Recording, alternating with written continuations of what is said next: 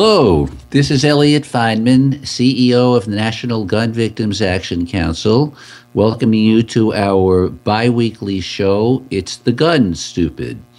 The title of our show takes its name from the fact that every time any horror happens with guns or any serious discussion comes up with guns, the NRA and pro-gun side blames everything except the reality that it's the guns.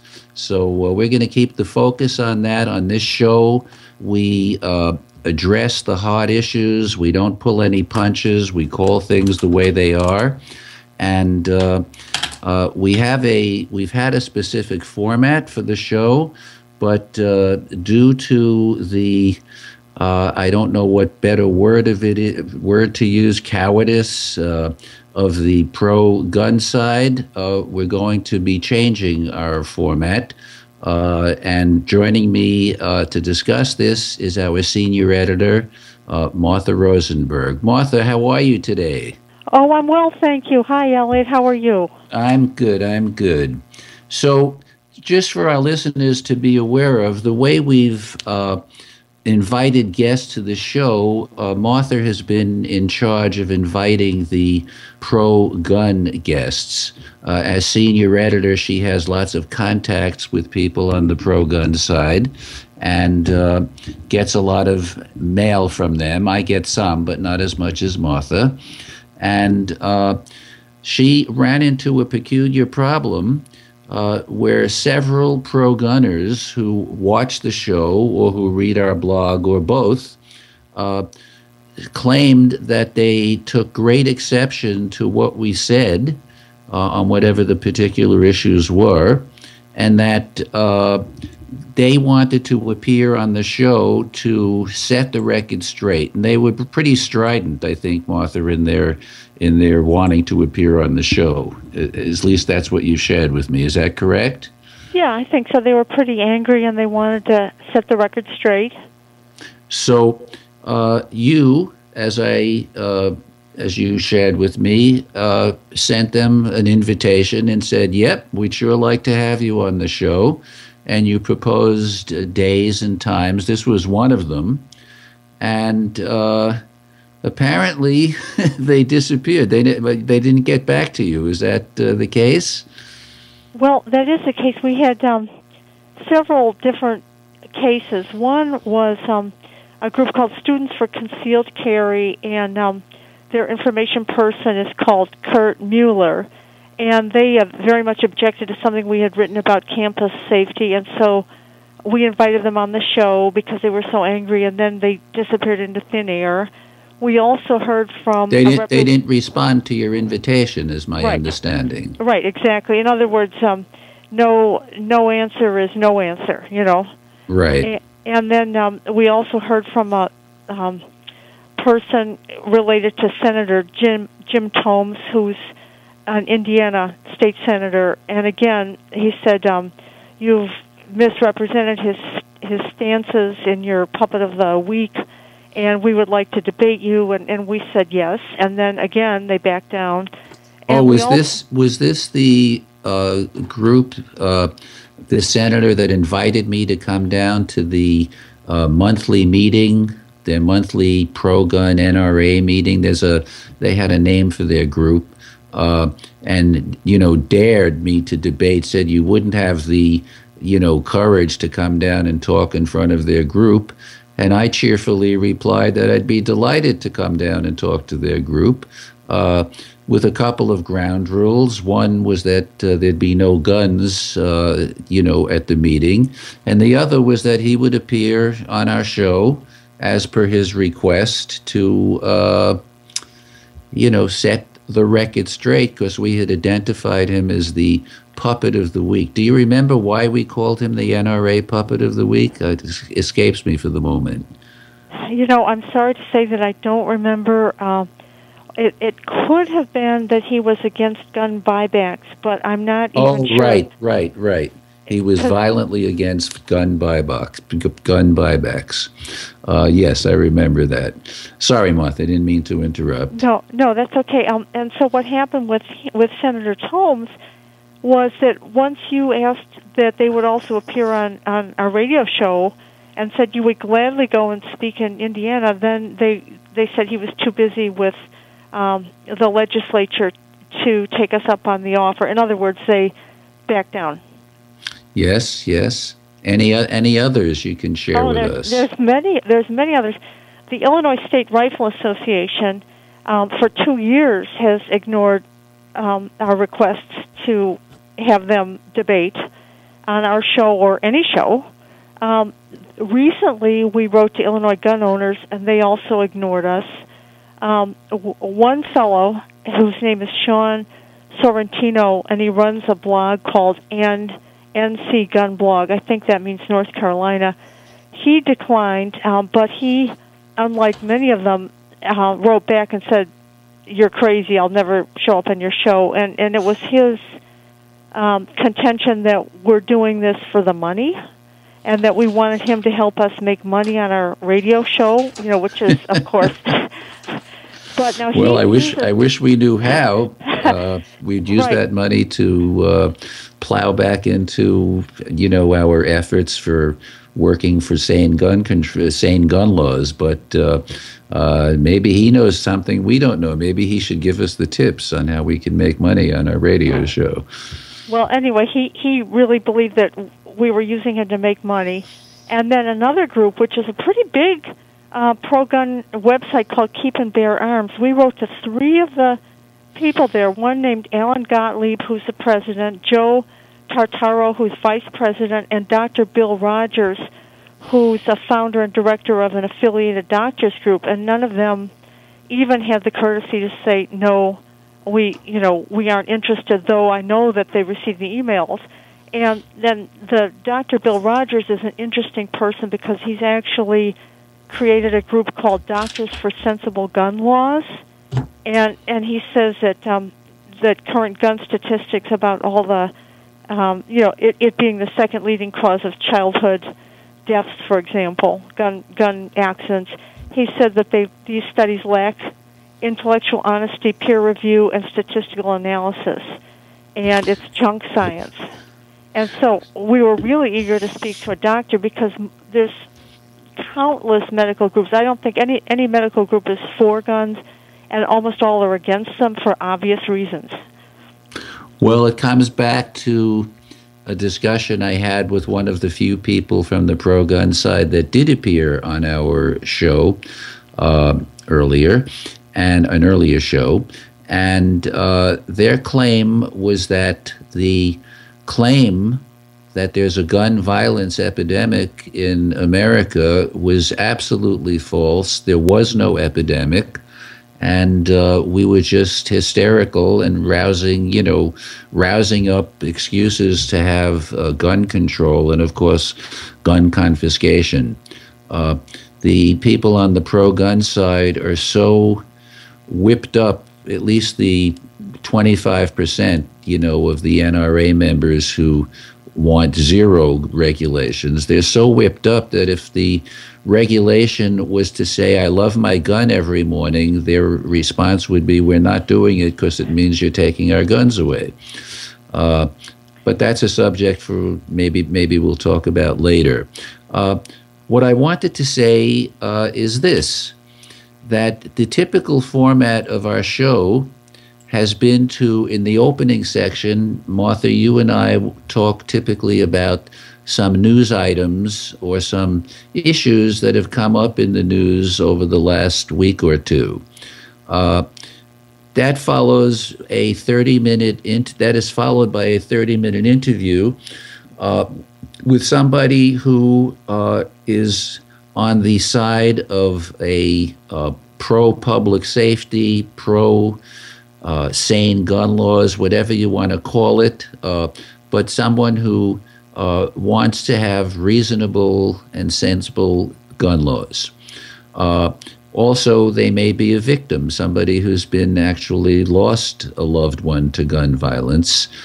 So we have people who understand that guns are pretty dangerous things and very dangerous when in the wrong hands and need to be regulated. It's as simple as that guns need to be regulated.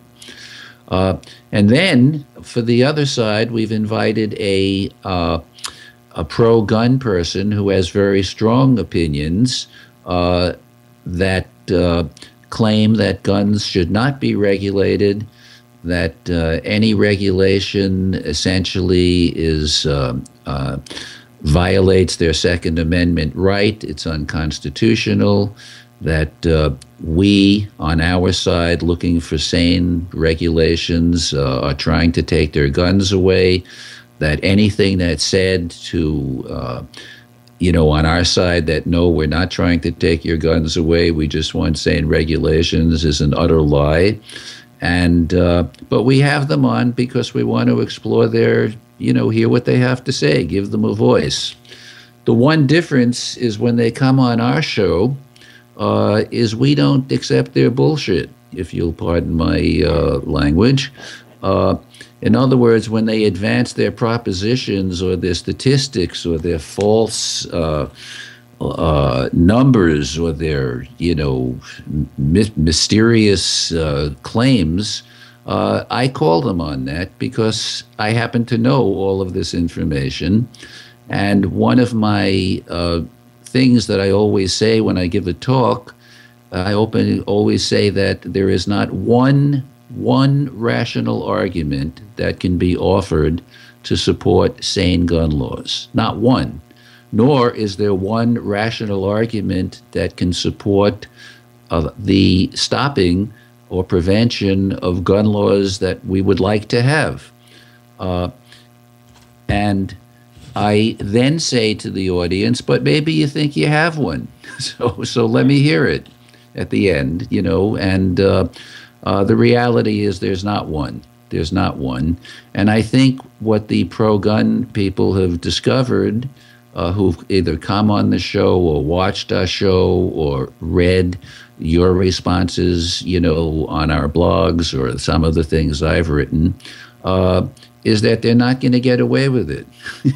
We're not going to. I remember one guy said that 70 to 80% of the gun homicides in this country are gang on gang, when the evidence, the FBI's uniform report that comes out every year, one of the charts is what's the reason for the gun homicide, and the gang on gang violence is 7 to 8%.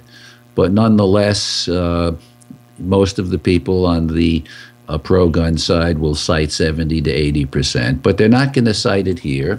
And I think that when they understand that they can't get away with their stuff here, they don't want to appear. One of the most interesting people who turned you down was a woman who runs a blog, Peak a Pistol. Her name is Patty something or another. She's does a whole lot of things, and is, a passionate supporter of carrying guns, that women need to carry guns. She has a lot of followers. She has a show, a radio show. She also communicates with the dead, so she conducts I wouldn't call them seances, but group meetings where they reach out to spirits gone by, and has a pretty broad background about a lot of things. And one thing is not afraid to talk her mind. She wanted to be here. We invited her. We said, yep, come on. Never heard from her. So, what's interesting, Elliot, that we are not the only ones who gun advocates and specifically the NRA will refuse to debate. And this week, Chris Hayes, who's one of the people on MSNBC, had a show about how they continually invited the NRA to discuss why they're against smart technology when it would save lives. And NRA refused to come on MSNBC, and then there's a reporter with Indianapolis Recorder who's named Amos Brown. He went to the NRA convention, which was end of April, and he was a member of the press, and he could not get anyone to go on record with him about what ideas they have, and this is a quote, to reduce illegal guns in the black community, end quote. They would not debate. They would not interview. And the only thing they did was give him a press release about how much they hate former Mayor Bloomberg. Well, it's clear, that like most bullies, they have big mouths, but when it comes time to put up, they essentially shut up and go the other way. This has led to a change in our format, and Martha and I will be discussing this after we come back from our interview with Jeannie Bishop, a prosecutor, a public defender, and a remarkable woman who's been working on gun violence issues for the past 20 years. Let's take a break, and we'll be back shortly with Jeannie Bishop, and then we'll be talking about our new format. Okay.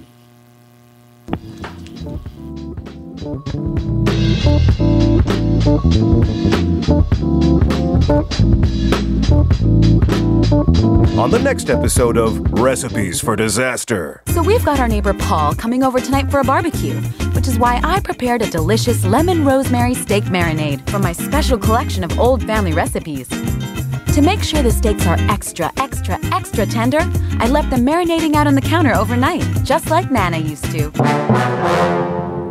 Maria may mean well, but without food safety, it never ends well. Always thaw or marinate foods in the refrigerator at 40 degrees Fahrenheit or below, or you could make your friends and family really sick. Maria's neighbor Paul didn't think twice about the steak he ate until he was presenting his company's financial forecast to the board. That's when a sudden bout of food poisoning made it explicitly clear that profits weren't the only thing on the rise. Watch Recipes for Disaster at foodsafety.gov. You'll learn the right steps as Maria does everything wrong. Brought to you by the USDA, HHS, and the Ad Council. Packers. Vikings. Red State. Blue State. We come from different places. Uptown. Downtown. We come to different conclusions. Half empty. Half full. But no matter how different we are, we're all connected, and we can all make a difference. That's why United Way brings people, expertise, and resources together to improve the education, income, and health of our communities, the building blocks for a better life. When we live united, our efforts, magnified by others, add up to real change. Children succeed in school, families gain financial stability, the health of our neighbors improves, and suddenly, so do our communities. But real change won't happen without you.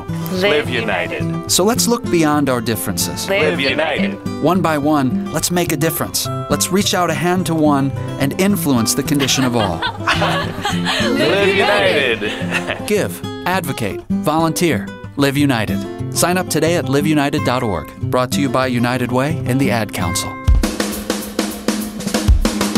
You're listening to We Act Radio, WPWC 1480 AM.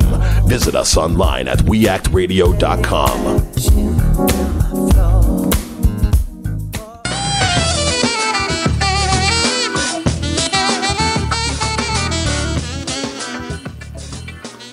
Well, welcome back to It's the Gun Stupid. I'm Elliot Fineman, CEO of the National Gun Victims Action Council, and it gives me tremendous personal pleasure to welcome our next guest, a dear friend, Jeannie Bishop, who has so many things to talk about in terms of her background. We could use up a lot of time, but I want to mention a few of them. Jeannie is the sister of Nancy Bishop. Her sister and brother-in-law, her pregnant sister and brother-in-law, were murdered for no other reason by a teenager who wanted to know, what it would be like to kill somebody.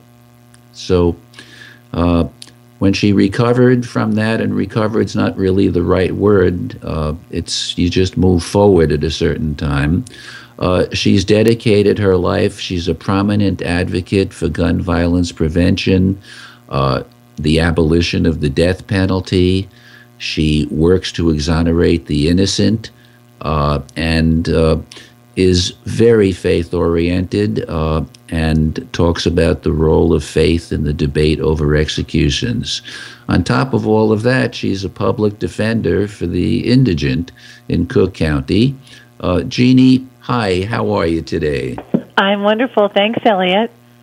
Well, so glad to have you here, and I really wanted to talk a bit about your background that brought you into being a public defender. I know you were a graduate of Northwestern in journalism, and you attended Yale Law School as a visiting student. In fact, you're an adjunct professor of law. So what made you become a public defender? When my sister and her husband and baby were murdered, I was working at a big corporate law firm, Mayer Brown. And while I loved the people and they were nothing but good to me, I didn't really feel that I was well suited to that work, that I wasn't giving it my best because I didn't find it that deeply meaningful. And when Nancy died at the age of 25, and I was then 29 years old, it was the starkest wake-up call imaginable that I really needed to do something very meaningful with my life to honor God for this gift of life that we've been given, and not to waste a second of it, but to do something that I thought would do good for the world. Well, I know your faith is a very, very important part of your life, and I also know that the rule of reason and logic is also a very important part of your life. One of the things that's always struck me is that you're part of this incredible project at Northwestern where they go back and look at evidence and find people who are in jail and under duress and convicted of crimes they never committed, and you're able to find the evidence that ultimately gets them out. How did you get involved with that? You know, I was really lucky to have been asked to participate in that by the wonderful outgoing executive director, Rob Warden, who also started as a journalist. And along with Larry Marshall, who is a revered lawyer and law professor now at Stanford Law School, they co-founded this Center on Wrongful Convictions. And the whole idea underlying it is that we are flawed. People make mistakes. There's no one in the criminal justice system, not the prosecutors, police, witnesses, defense lawyers, that is perfect. And we can't, that's one of the reasons I've been so passionately opposed to the death penalty, is that we can't entrust to flawed human beings this irrevocable decision, an irrevocable sentence. And we make mistakes in the justice system all the time, and yet seem so reluctant to take a new look at them and to say, you know, we got it wrong. And that's one of the really courageous things that Rob Warden has launched the center on, and I know it will continue on now with the wonderful co-legal directors, Karen Daniels and Jane Raley. Well, it's certainly, you know, long before I was involved in the gun issue, brought in for the same reason that you were. As you know, my son was murdered by a paranoid schizophrenic who had legally obtained the gun that killed him. And we both know how life-changing that is when that happens. And all you really care about is wanting to prevent other people from going through such a thing. But I was always inspired by the correcting of wrongful convictions. And one of the most interesting things you've done, and then we'll kind of move on to talk about a couple of things, you know, that I know you had wanted to cover. But one of the most interesting things that you've been part of is the role of faith in the debate over executions and a mock trial of Jesus under the modern death penalty law that you created with the gentleman, the law professor Mark Osler, and have presented around the country, including many of the death penalty states. And I'd wonder if you could share with our audience a little bit about that. Sure. This is the brainchild of Mark Osler, who grew up in Detroit and was a federal prosecutor after he graduated Yale Law School. And when he moved to Texas to start teaching at Baylor, which is in the heart of death penalty country in Waco, Texas, what he noticed is that there's this strange occurrence, which is on one hand you have people who couldn't get elected dog catcher unless they say, I support the death penalty, and also couldn't get elected unless they said, I am a Christian, and here's the campaign ad of me and my wife and kids walking out of church on a Sunday morning. And what he couldn't understand is how this Christian faith that had at its heart a wrongful execution of an innocent man could also provide people with support rather than opposition to the death penalty. And his way of dealing with, trying to get someone who disagrees with you to maybe rethink his position is not to wave a finger at them and yell at them and say, you're wrong and here's why you should think the way I do because I'm right. What he did instead is to say, I'm going to find the language that these people speak. I'm going to stand where they're standing and look at it from their point of view. And so he thought, what better way to do that than to put Jesus on trial for his life under Texas law. And so he, at the big Baptist church, 7th and James Baptist Church in Waco, Texas, he put on this trial. The defense lawyer, he played the prosecutor. The defense lawyer was a man who's now a college president of Mercer University, Bill Underwood. And the audience, the jurors, included two people who had not only been forepersons on actual death penalty juries in Texas, they had voted for death. So it was a very real and profound, exercise, and people came away troubled, which is exactly what we want. We know that people don't change their minds right away. Sometimes these, things take a long time, but what we do want to do is have people think about their faith and this story of at the heart of their faith and what it means for us today. Well, it's a phenomenal concept. I would love if you ever do another one. It says you've done them around the country. Maybe you don't do them anymore. But if you ever do another one, please let me know because I want to come and be there. I love that.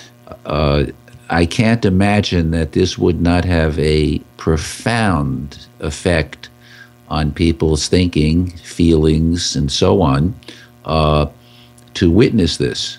I mean, it's just brilliant. It's just absolutely brilliant and important as well. I could go and talk about this for the rest of the show, but we want to talk about some gun things. And I had asked you when I discussed with you being on the show, I said, Jeannie, if you were on the show, what two things would you like to talk about? What would be the two top things? And you were very clear and quick and said, I wanted to talk about, from your perspective as a criminal lawyer, as a public defender, the way guns ruin my clients' lives when they keep them for protection. Wow. You want to talk about how having guns for protection and ultimately becoming one of your clients is a function of, I presume, bad things because they kept their guns for protection. And the other thing you said you wanted to talk about was the devastating consequences of using a gun in crime, in a crime. So let's talk about the first one. You would think that people would say, carry, and we just had in Illinois, as you know, conceal and carry passed, and that's based on a premise that we believe is false, and we've issued a challenge to the pro-gun side to find out, let's prove it, that carrying a gun provides self-defense. And yet here's your position that guns, people who become into your world as a lawyer or a public defender, the very act of having had the guns for protection has ruined their lives. I'd love to hear what you have to say about that. Well, when I was a young lawyer starting out in the public defender's office, one of my assignments was at Grand and Central, Branch 50, and that's the misdemeanor gun court. And the judge there was a judge named Robert Kowalski, and he kept a chart. Whenever he had someone with a gun in front of him, he would say, "Why'd you have that gun?" And the number one reason was for protection. The number two reason was something like, I was holding it for a friend. His favorite one was down around number 10. It was blind date. but the keeping it for protection part, right? And so here's what happens to my clients. They, for instance, will say, I need a gun for protection. And so instead of ever using that gun to protect themselves against an assailant, they get caught walking down the street and, you know, they look in the direction of the police and maybe they have a warrant or something or some drugs on them, and so they run. The police catch them, they catch them with the gun, and then the trouble starts. Because if, for instance, they have accrued a certain criminal history where they have two of certain types of felonies, if they are caught with that gun, they are called an armed habitual criminal. That's a non-probationable sentence with a minimum of 6 years and a maximum of 30, and it's not the usual type of sentence in Illinois where you only serve 50% of that time. It's 85% time. So it's a huge amount of time, not for even using the gun, not for even pulling it out, but just for having it once you've accrued that background. And so I'll say, why'd you have that gun? And they say, for protection. And I said, well, you just protected yourself into a prison sentence, a long prison sentence. So that's one of the ways that it gets my clients in trouble. Another can be illustrated by a tragic story that's just come out of a place where Mark Osler once worked on a case. It's called Hearn, Texas. And a 93-year-old woman had a shotgun out in front of her house. The police were called. They called on her to drop her weapon.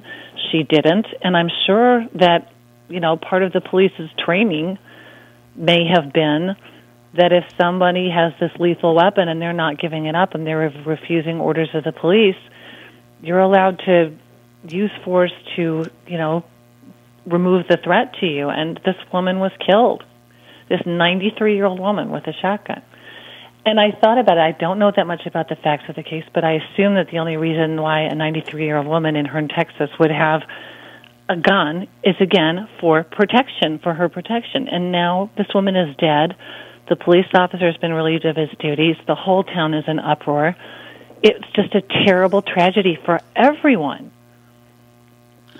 Well, there's no question that carrying the gun for protection, besides leading to the outcomes you've outlined here, which are very, very interesting and the kind of perspectives I have not really thought about in the past.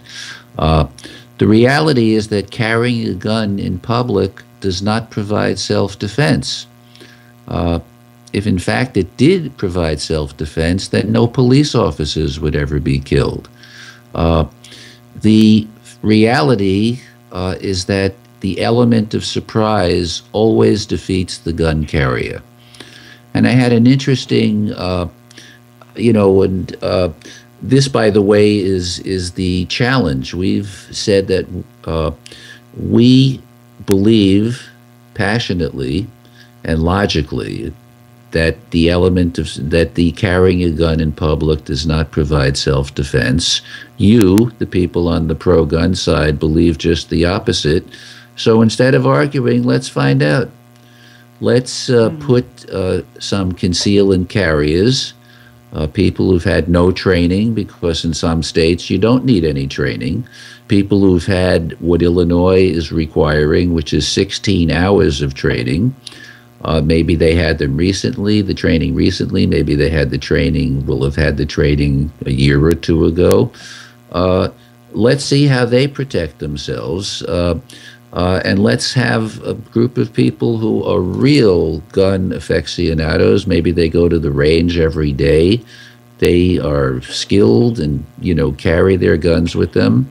And let's put them all through the same situations that police officers in training go through, where they have simulated streets, and they'll be walking down in the street, and an assailant will jump out and let's say you use your gun to protect yourself. They'll be sitting in a school room or in an office or a restaurant. The claim is carrying your gun off is self-protection. We absolutely disagree with that because the element of surprise does defeat the gun carrier.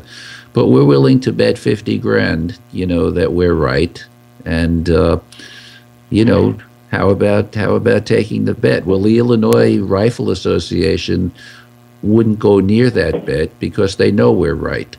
We have found a group, the author of a blog called The Truth About Guns, Robert Farrago, who has, in fact, been on our show, has polled his blog followers, and they've raised 50 grand, and they want to find out.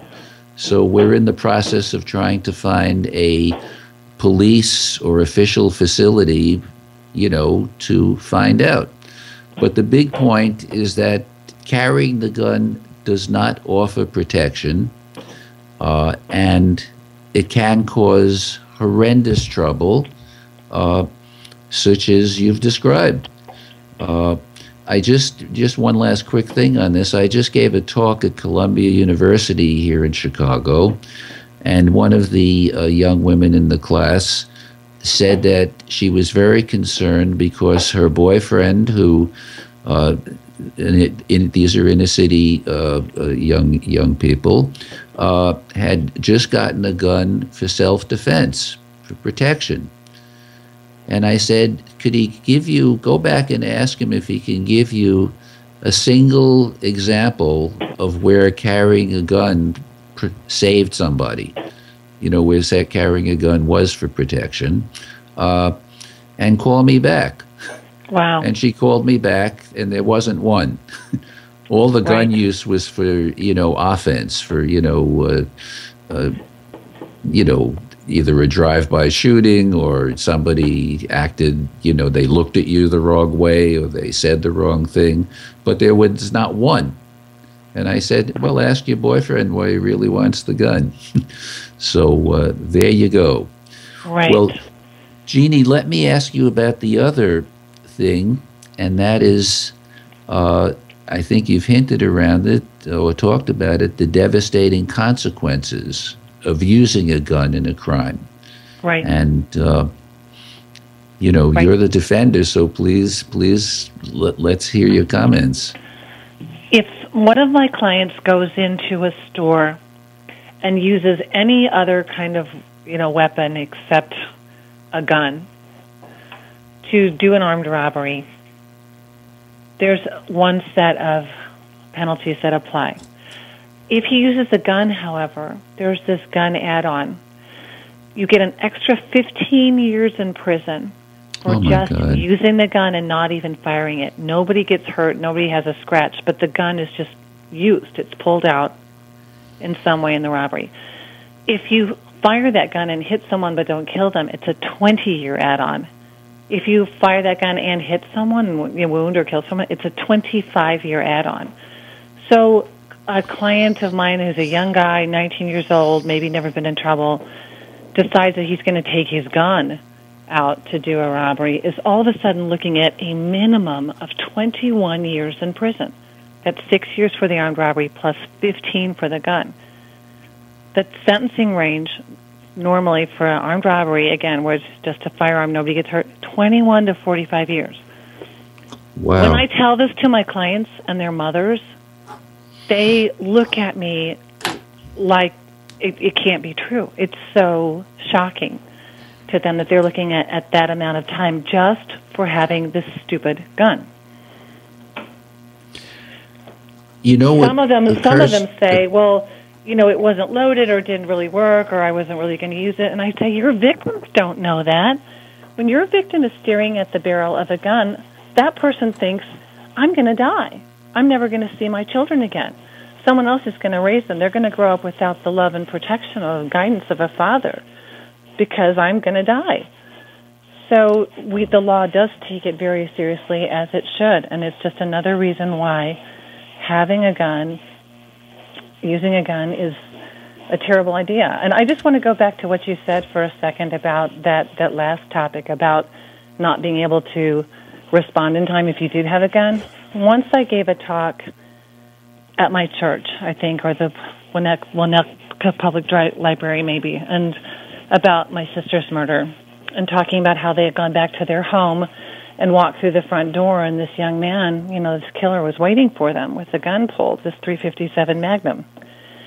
And this woman from the NRA came up to me and said, "Oh, I just really wish that your sister and her husband had had a gun."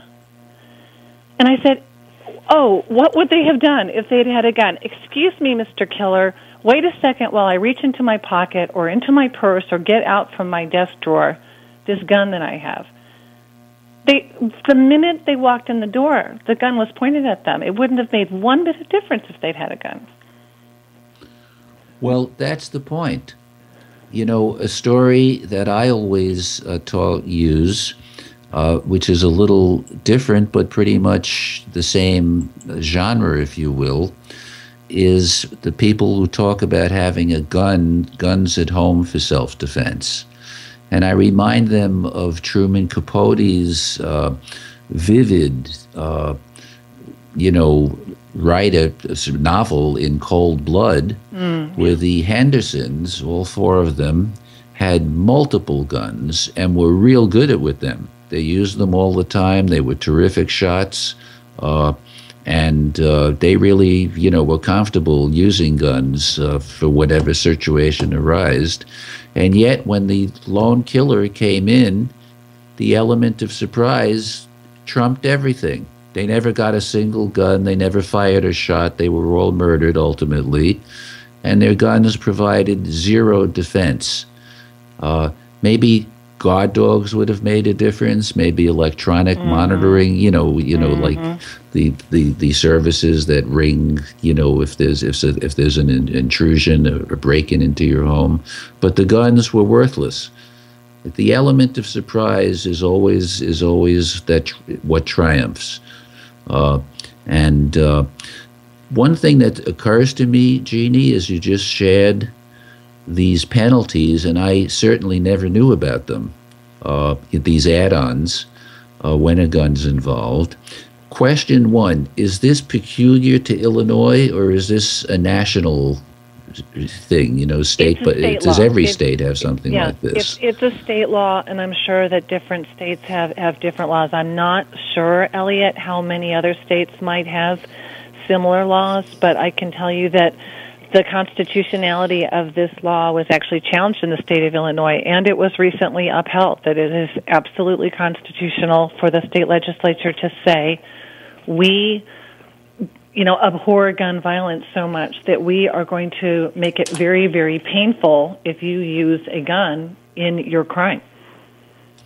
Well, the other thing that occurred to me is while people on the pro-gun side always point to Chicago and say, look, Chicago has the, toughest gun laws and the highest crime rate, both of which are not true. But I always say that Chicago has, no gun laws. We literally have no gun laws because we can't pass the laws to stop trafficking. So the gun laws we have are, on paper only. They're not real gun laws. But what you're describing are real gun laws or gun penalty laws. And there have been so many meetings in the inner city, at the mayor's office, etc., about how to stop young people from using guns. And they talk about conflict resolution and other ways, Be a Man is a program they're running now. And this reminds me of Scared Straight. I think I've never heard of this. And I wonder if this isn't something that shouldn't be made unbelievably clear to all of these people, like the boyfriend of the girl in my class, who's got the gun for protection. Oh, yeah. I wish I could go to every high school and grade school and middle school in the city and give this talk, how guns can mess up your life. Well, I think we've got to one of the things that you pointed out, Elliot, is absolutely true. And I heard our state Senator Kwame Raoul complain about this at a press conference years ago when they were announcing and unveiling this law that gives you pretty stiff penalties for buying and then giving a gun to someone who's underage and not able, to get a gun on their own. A straw purchase. That whole press conference turned into some side issue of some, political horse race. And he was so frustrated that day and said, look, these laws that we pass are absolutely no good unless the community knows about it, unless people know about it. I mean, that's why we buy these billboards, trying to advertise it so that it has some sort of deterrent value. But if we pass these laws, all it does is catch up people unawares and send them away for long periods of time. We're ballooning the prison population. We're increasing the burden on the taxpayers, and yet we're not solving the gun issue. Well, I would like to. We've got to wrap up now, Jeannie. I could talk with you about this for hours, and we will. But I would like to have dinner with you and discuss how we could make these facts about the add-ons, if there's a gun, really prominent in the inner city. I think you're onto something here, and I'd like to figure out a way to do it. So I'll catch up with you when I get back from Newtown, and we'll sit down and noodle this around. Hey, thanks so much for being here. And my pleasure. Thank you so much. We'll have you back again, that's for sure. Thanks, okay, time to take a break, and we'll be right back afterwards with Martha to talk about our new format and also some of the news articles that we want to cover. So stay right with us.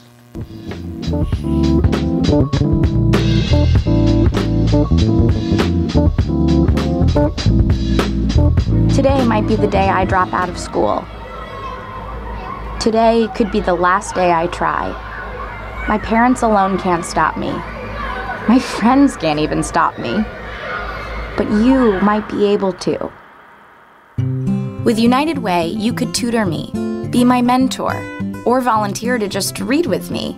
If someone had helped me earlier, I might not be struggling. And studies prove that kids who read well by 3rd grade are more likely to graduate. There are tons of ways people like you can help kids like me stay in school.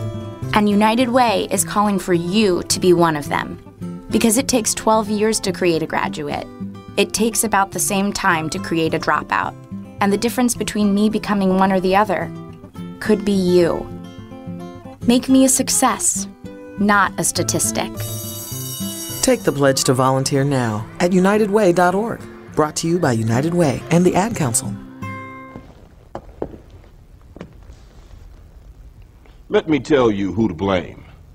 Blame the boy lying at your feet, his body oozing life through the hole in his stomach where the bullet tore him apart.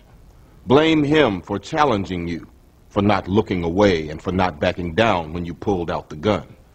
Blame your mother for bringing you into this world when she was but a kid herself and for dragging you up, not bringing you up.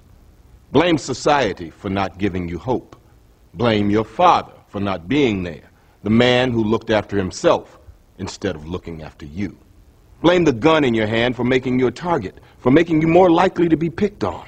Blame the dead boy, blame your mother, blame society, blame your father, blame the gun, blame anyone but yourself for not being strong enough to put down the gun, to break the cycle.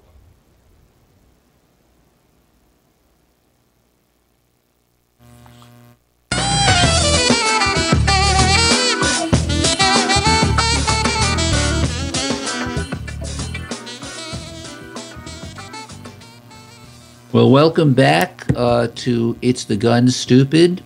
This is Elliot Fineman, CEO, your host, and boy, I really enjoyed the conversation with Jeannie Bishop and look forward to having her back, but also to discussing with her something that I think could make an important inroad into the inner city problem with guns. But right now, I'd like to welcome back my partner in crime here, Martha. Martha, how are you? Hi, I'm good, thank you, Elliot. And I enjoyed listening to Jeannie. Oh, she's really a remarkable woman. A remarkable. I mean, there were so many things she discussed. Would you love to go to that mock trial of Jesus when they presented? She has a broad overview from many different angles. From the legal, from the faith, from the personal experience with that. But I have to admit, I'm very struck by something that she said with regard to the state legislature, that they so disliked gun violence that they heaped these big penalties that we talked about, the 6 years, the 15 years. And I couldn't help think this is the same legislature that decided to allow concealed carry, and then more recently it's now legal to have gun stores or dealers right within the city of Chicago. So again, it's kind of like it is the gun stupid, because it's not a question of after the fact the penalties. It's a question of who has the weapons to begin with. As you said, the boyfriend doesn't have, of the student you spoke to, doesn't have it for self-defense. He has it to be cool or to be a tough guy. But once the crime is committed, it really is after the fact, and it boils down again to having those weapons.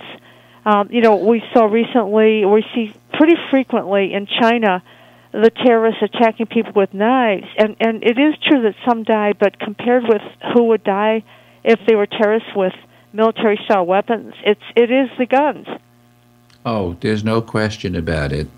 And we could go on and on about it. They blame, for example, it's the violent video games and the violent movies. It's the Hollywood liberals, that's who to blame. It's the mental health issues. We don't treat the mental health issues properly. That's who to blame. And my answer is pretty straightforward. I say, gee, countries like England and France and Italy, Scandinavia, Japan, they all watch the same violent stuff on TV and in the movies. They all play the same violent video games. They have the same percentage of people with severe mental disabilities, but they don't have people killing people with guns. How come? Oh, maybe it's because they don't have guns. I mean, it's the guns, stupid. It's exactly the point. It's the guns. Yes, we have all kinds of other problems we have to deal with, but we can deal with them in the absence of guns. And, you want to have a gun at home for self-defense? You have the Supreme Court has ruled that you can do that. But, boy, I don't want to be living in a society where people are walking around with guns. And the Illinois law says you can walk around with loaded guns. And further, as we've discussed so often, Martha, the Illinois law is based on the absolute ignorant position of a judge who didn't know the facts, because what the judge said, there was an appellate court, it was voted 2-1 that Illinois had to have a conceal and carry law. And the judge who wrote the opinion wrote that law-abiding citizens, the reason we have to have conceal and carry is that law-abiding citizens have a right to carry guns for self-defense, when the reality is carrying a gun does not provide self-defense. That's why I'm so into demonstrating this. And it's exactly why the NRA certainly doesn't want any part of it, because it's going to take away a big part of their arguments, and it'll allow us to go back maybe and revisit some of the laws based on that misinformation. But, okay. Well, I want to get back to what we were talking about, which is the new format. And here's the deal. Any pro-gun person who wants to appear on our show and is qualified to appear. In other words, is not coming on to scream and yell that we, hate the country, we hate the Constitution. They're not coming on with an agenda that we should leave, that we're, not Americans, and all the vile things that we hear all the time. But anyone who wants to come on and discuss issues, you're welcome to come. Just let us know. Let us know. We hear a lot of, as I said, we have a lot of communication from people on your side. We certainly are open to discussing all of this, and if we can have reasonably civil discussions, I think that helps everybody. But we're going to assume that not too many of the pro-gunners are going to want to come on and deal with somebody who really knows how to handle their fantasies, or their facts, or their fairy tales. Whether the fairy tale is the John Locke studies, that 2 million people, 2 million times a year, people waved their guns and ward off would-be attacks. We can handle all of those. There's not one rational argument, as I say, but we're happy to discuss them all. So anyone who wants to come on is welcome. Just contact Martha. How do they contact you? Well, I would say if they go to our website, gunvictims.org, right, that they can simply send an email to the editor, an email to information. That's the easiest way. Just go to our website. Oh, to send an email to info or to the editor. Okay. To info, yeah. Yeah, and if you want to be on, let us know, and we'll be happy to have you on. But assuming that most of the pro-gunners are going to be just big mouths who don't want to be on, they just want to write anonymously their threats and be, whatever, bullies, but far away from the action. We're going to have a second person from our side on the show for the second interview, because there are so many different types of people who are working for sane gun laws, whether they're clergy, whether they're victims, whether they're teachers, whether they're scientists, whether they're politicians. We're going to have people who can rationally talk about this, and we're absolutely willing and happy to have pro-gunners anytime one of you want to appear. So it's an open invitation, but you got to let us know you want to be here. What I want to talk about, Martha, kind of plays into all of this, about the, talking and threatening and so on and so forth. And it's one of the news articles that we had said we had wanted to talk about today. And this is the story. The article reads, "Gun enthusiast stalk and threaten CEO after she develops weapon only owner can fire."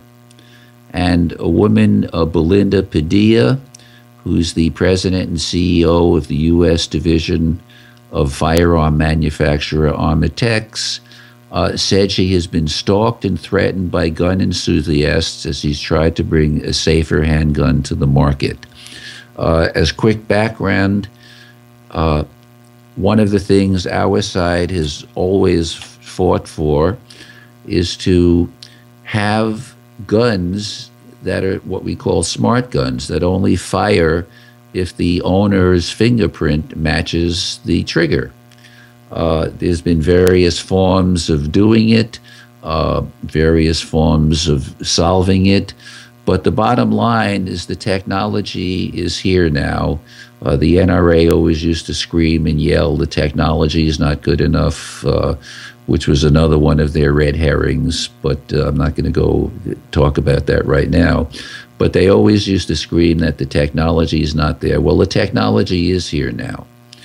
They always would scream that if you had to, they still scream it, when we say, gee, there should be laws that if you're a parent at home with a gun, you have to keep it locked and unloaded in a way where your child can't get it, they scream and yell, yes, but what if we need it, in a split second to save ourselves, as though when the criminal or the assailant bursts into your bedroom, they're going to give you time to go get your gun. Or if you had your gun not locked up and you had it next to you, they're going to give you a moment to reach for it. It's all, fantasy. But this smart gun, which only fires, it's an interesting gun.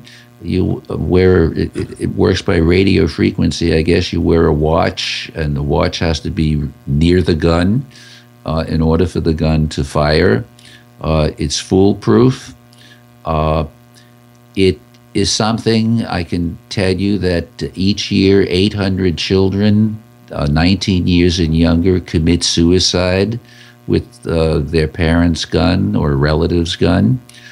They wouldn't be able to do that, and the moment of wanting to commit suicide would fade, and they might be saved. But they couldn't kill themselves if there were smart guns. Guns go off accidentally. Kids play with them, and they don't know guns are loaded, and they shoot and kill their brothers and sisters.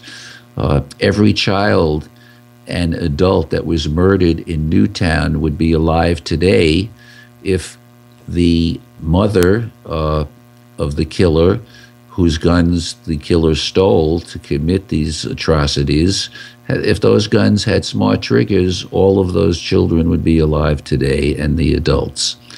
So the only thing that smart guns can do is make gun ownership safer and make the public safer.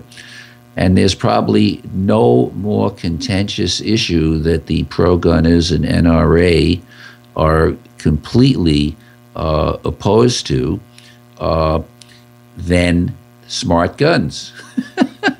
They're so opposed to that when Belinda Padilla, the president, talked about them, she was attacked and stalked, but she got a store in California, I think, I forget the name, Old Oak or something like that, to sell the store. Do you remember, Martha, what happened to that gun owner, that gun store owner?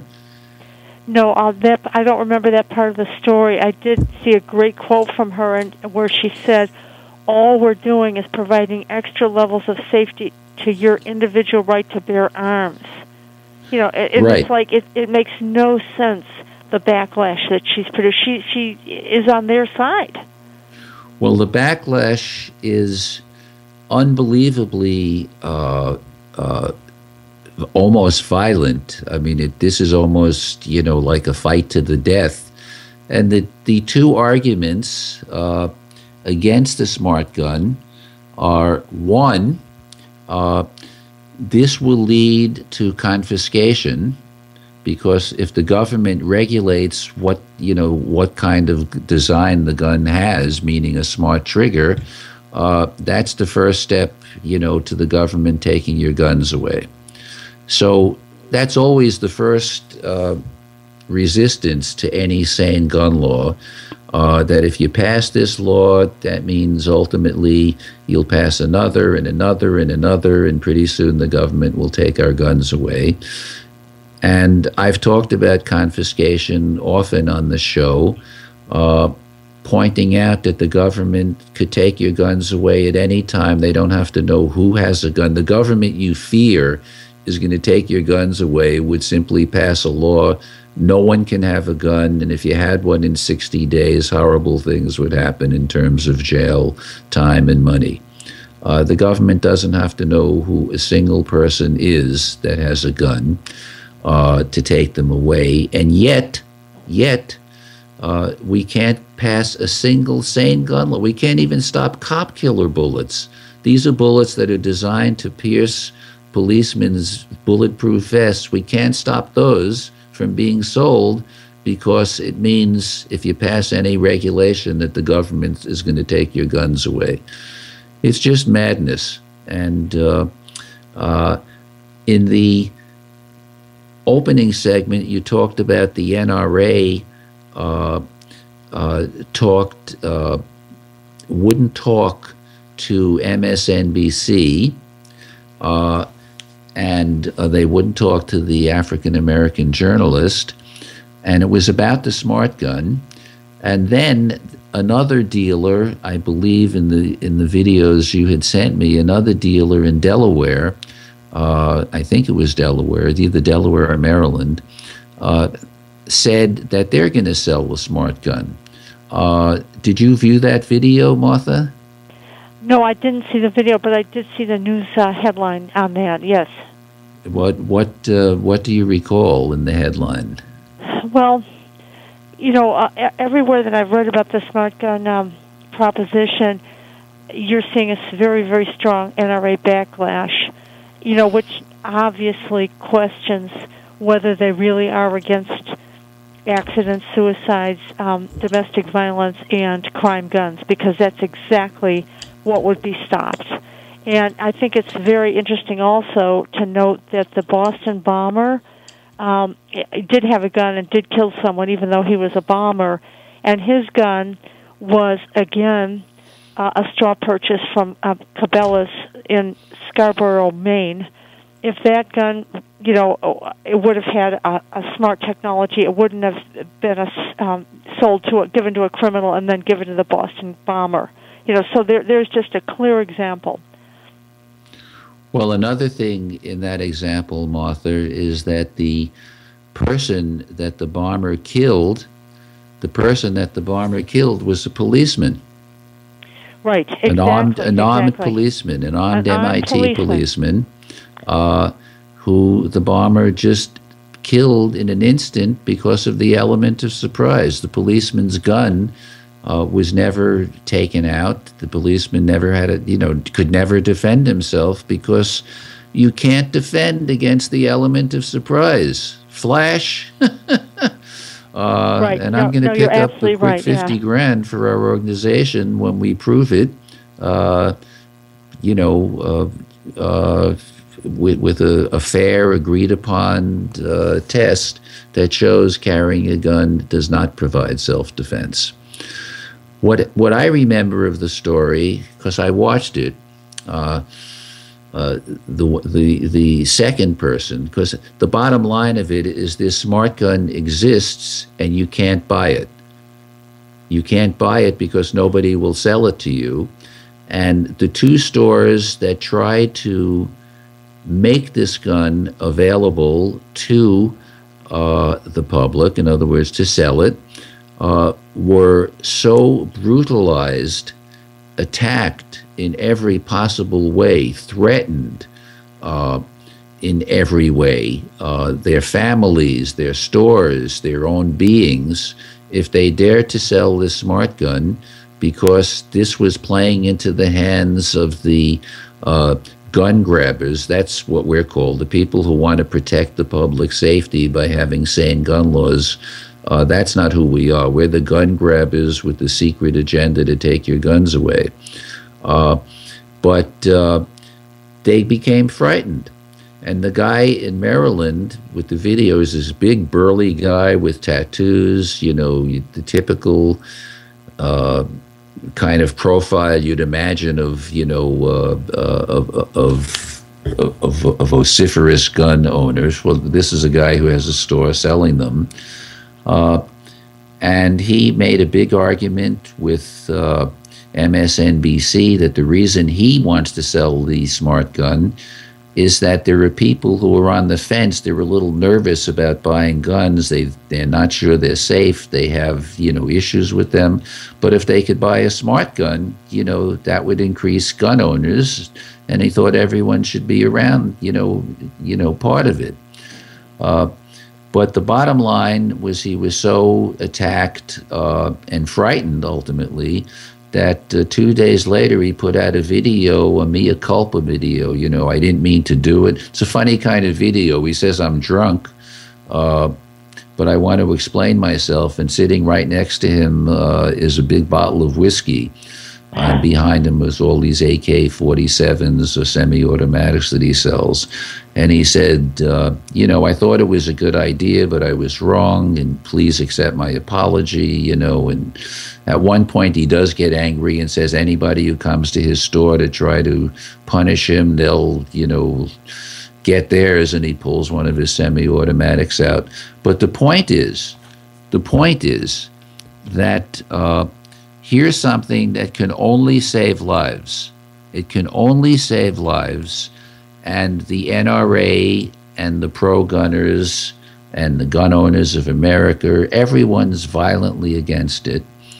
And there are two reasons. As I said, one is confiscation, fears, but the hidden reason, and this was part of the research I did when I first got involved in this, the real reason that the NRA and the gun owners of America are opposed to this, the very real reason, is that in 1999, the NAACP sued the gun industry for the horror that happens in their communities because of the lax gun laws we have.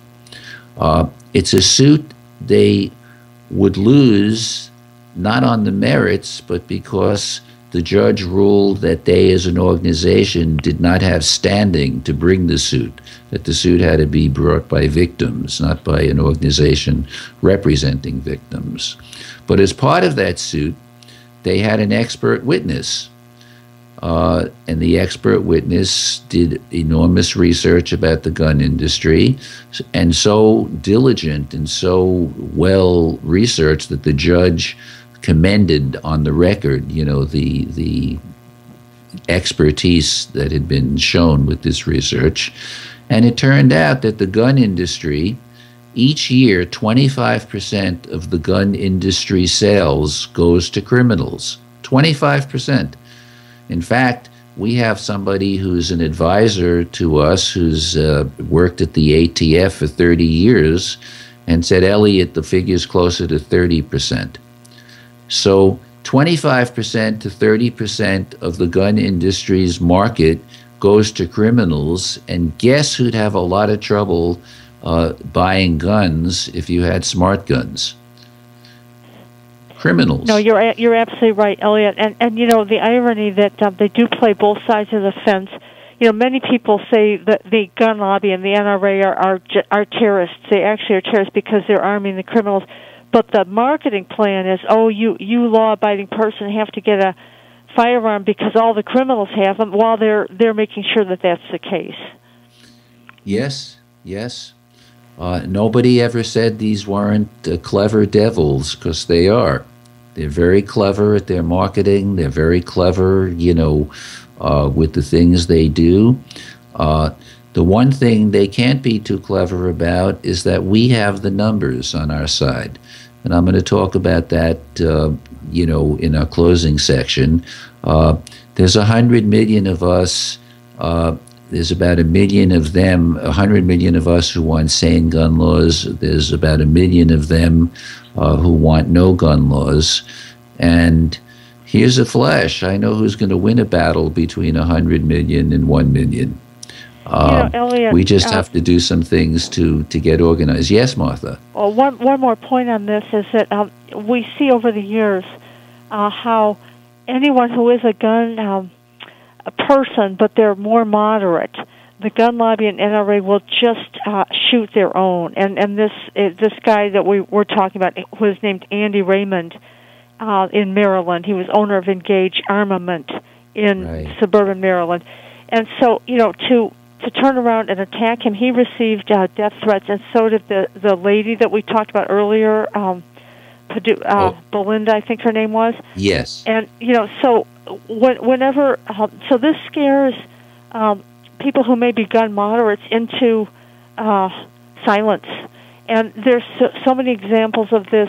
Earlier, I think it was last year, an editor and a contributing writer at Guns and Ammo magazine were both fired for presuming to suggest that maybe gun owners should have training. And for that, and they were, so the idea of terrorizing their own ranks so that no moderate voices could come out, That is really a chilling thing. It's chilling. It's mob psychology. It's gangs. It's the worst of the worst, and it shows that while there are many on our side who want to sit and engage and talk reason to the other side, it takes two to tango. And if you have people who are opposed to any single sensible, sane, rational step to mitigate the gun violence epidemic, it's very doubtful to me that you're going to be able to sit down and have successful dialogue with them. That said, I guess one should try, but we, National Gun Victims Action Council, is certainly not going to, that's not our strategy. Our strategy is tell and compel. We're done asking. And I'm going to talk about that after the break. Martha, thanks so much. Always a joy chatting with you. Thank you, Elliot. Keep up the good work. Yeah, well, you keep up the good work, too, and we're going to get this done. Okay, it's time to take a break, and we hope you'll come back. I have a couple of comments I'd like to make as we close, and look forward to chatting with you.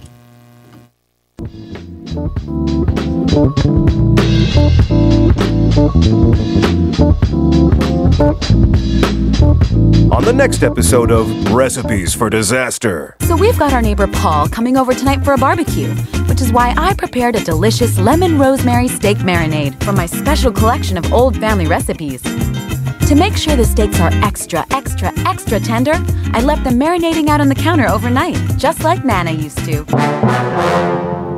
Maria may mean well, but without food safety, it never ends well. Always thaw or marinate foods in the refrigerator at 40 degrees Fahrenheit or below, or you could make your friends and family really sick.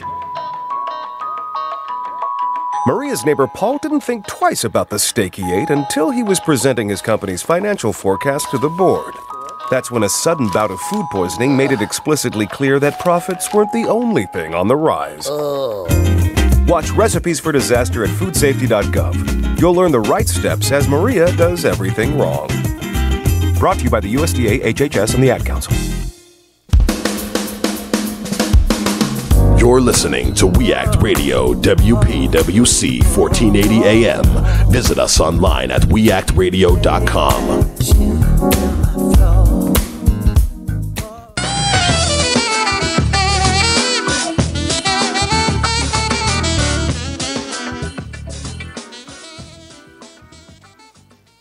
Here we are in the home stretch of this week's edition of It's the Gun Stupid. For those of you who have been with us from the beginning, we thank you for hanging in and appreciate any comments or suggestions that you send. Keep the communication going. And I want to talk now about, I guess, some other articles and also some strategy issues and some serious questions. There's one reality is the cost of gun violence. Studies done really in depth, the best studies I've ever seen done by the Pacific Institute, oddly enough located in Maryland. They're a brilliant think tank that does this kind of work, estimating costs or calculating costs of things for governments, of every imaginable thing that you can think of, has found through painstaking studies over years that the cost of every gun homicide is on average $400,000. That means every time you turn on your TV and you hear about a gun murder that's taken place, that means $400,000 of your tax dollars, of our tax dollars, non-gun owners and gun owners, $400,000 goes to deal with that gun homicide. And those costs involved, medical costs, transportation costs, law enforcement costs. You see people standing around by the yellow tape for a shift. 10 people, that's cost. Somebody pays for that cost, and it's the taxpayers.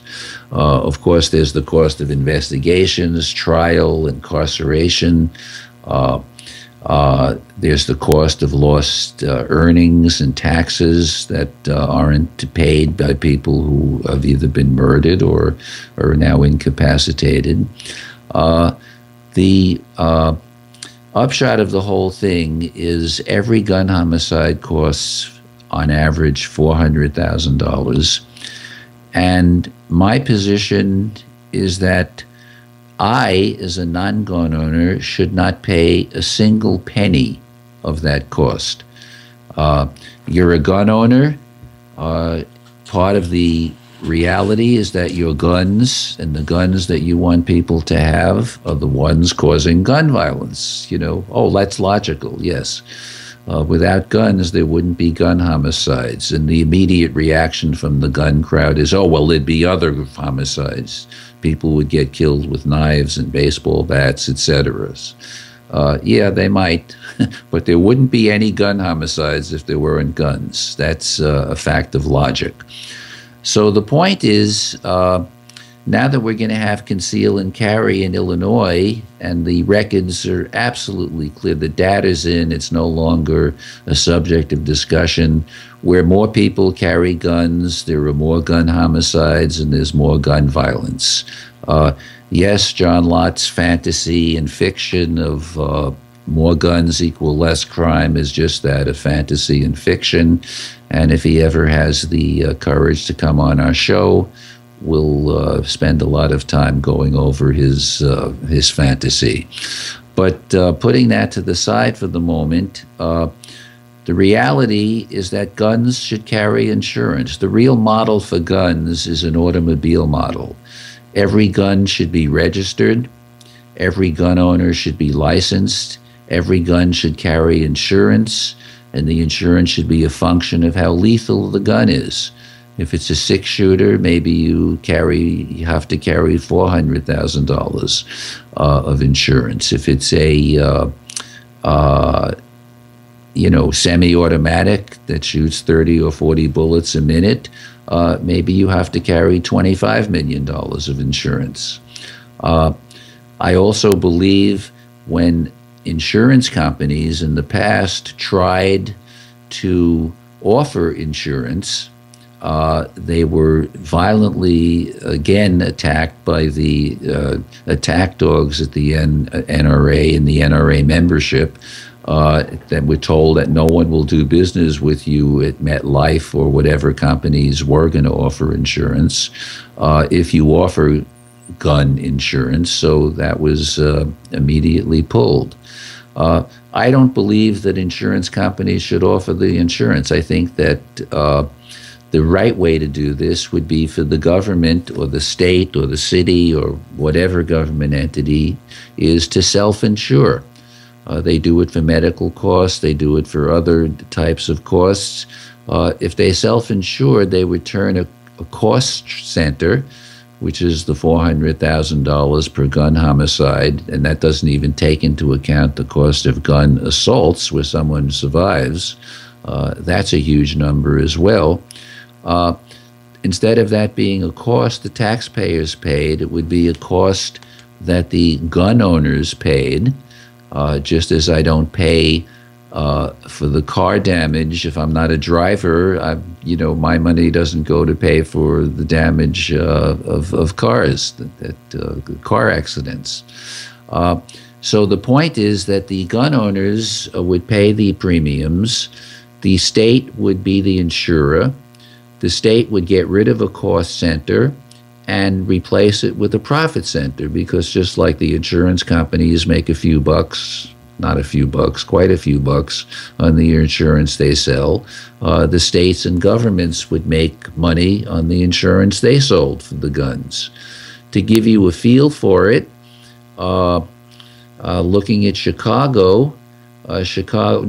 Illinois. Illinois has about 500 gun homicides a year at a cost of $500,000. That's $400,000 per gun homicide. You're looking at $200 million of taxpayer cost that comes out of the Illinois budget. Illinois could get rid of that $200 million cost every year and replace it with a profit. That way we could give more tax breaks to the rich. I'm being facetious, of course, but saving that money, of course, would mean we could spend it on needed social programs like schools, like food, like all kinds of safety net issues, all the kinds of things that we, quote, don't have the money for, unquote, because we're spending $200 million a year in Illinois to cover the cost of gun homicides. It's absurd. So we've got to get gun insurance passed, but we have a whole lot of other laws we have to get passed. And the problem has been, how do you get gun laws passed in the environment that we live in, where the NRA and the pro-gunners are so strong, so loud, so vociferous, and yet are a small minority, a very small minority. And the answer is that a lot of the people on our side feel that they're going to lobby and convince the politicians to do the right thing. And in certain cases, that will be successful. In certain cases, it can't be successful. If you're a state, and there's 11 states that fall into this category where the majority of the people don't want any gun laws, it doesn't matter how much reasoning you do, or how many emails you send, or how much money you spend. You're not going to get the people elected that you need to get elected. It's not going to happen. Other people say, well, let's sit down and talk with them. We can talk to the other side, their parents, their grandparents, they're human beings. They have the same concerns as we do. So if we can sit and talk with them, we can get to where we, to common ground. Well, maybe that'll work, but when I read about all of the attack dogs that get unleashed anytime there's a step towards something sane with guns, such as the smart gun, for example, that might save, of the 819 years and younger suicides each year, maybe you could save 500 or 600 lives a year. But we can't get that done right now because of things we talked about earlier in the show. So how do you get it done? And our solution is the Tell and Compel pledge. If you go to our website, www.gunvictimsaction.org, you'll see right at the front, we're done asking. We've gone 0 for 20 years, 21 years at the federal level. There hasn't been one single law passed in 21 years that would have served to reduce gun violence. There's been quite a few passed to assure we continue having gun violence. And what we're done asking. There's 100 million of us who want sane gun laws, and we're going to mass the buying power. If we started doing, we want you to come and sign our Tell and Compel pledge, which just says that when we take an action, whether it's boycotting a company, a state, that you'll be on board. That's a simple thing to do, but that simple thing done by a huge percentage of the 100 million people will lead to the changes of gun laws overnight. Oh, and we're going to get corporate America involved too. We've let them stay on the sidelines too long, claiming they don't want to get involved. There's no longer not getting involved. That time is over. So stay tuned. We've got a lot of big things coming on our way. We want you to help. If you're watching this show, you most likely are somebody who wants to see sane gun laws. The first thing you can do is come to sign our Tell and Compel pledge. Simple to do. It'll take you 1 minute, and that's what we need. Okay, thanks for watching. As always, a pleasure to be here. And who knows, maybe next time a pro-gunner really will have the courage to show up and defend their non-defendable positions. But, maybe not. Anyway, we'll be here, that's for sure, and we'll look forward to seeing you then. Take care.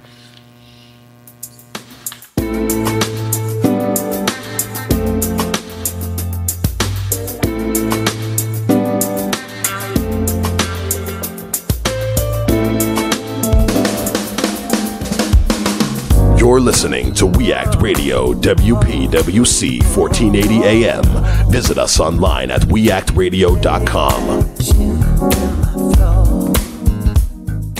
Will come out on October 7th in North America.